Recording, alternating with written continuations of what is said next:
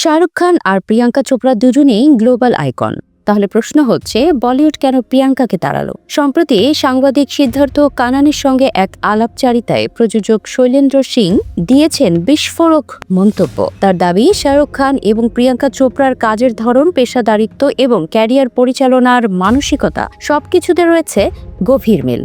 শৈলেন্দ্র বলেন, প্রিয়াঙ্কা আসলে একজন মানুষ নয়, তিনি একসঙ্গে একজন ব্র্যান্ড, একজন মানুষ এবং একজন অসাধারণ অভিনেত্রী। তিনি একই সঙ্গে বলিউডকে আন্তর্জাতিক স্তরে নিয়ে যেতে পারতেন। শাহরুখ খান প্রসঙ্গে তার মন্তব্য আরও তাৎপর্যপূর্ণ। তিনি বলেন, শাহরুখ একজন সাইলেন্ট অপারেটর, অত্যন্ত লক্ষ্যস্থির এবং ভীষণ পেশাদার। প্রিয়াঙ্কা ও শাহরুখ দুজনেই নো ননসেন্স অ্যাটিটিউডের মানুষ।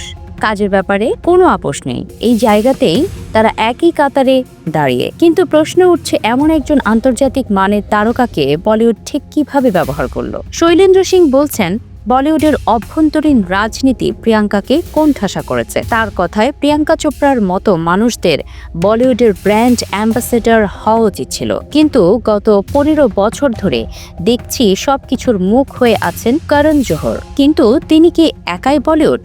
সবচেয়ে বিস্ফোরক মন্তব্য হচ্ছে, আমরা প্রিয়াঙ্কার এমন অবস্থা করলাম যে তিনি দেশ ছাড়তে বাধ্য হলেন।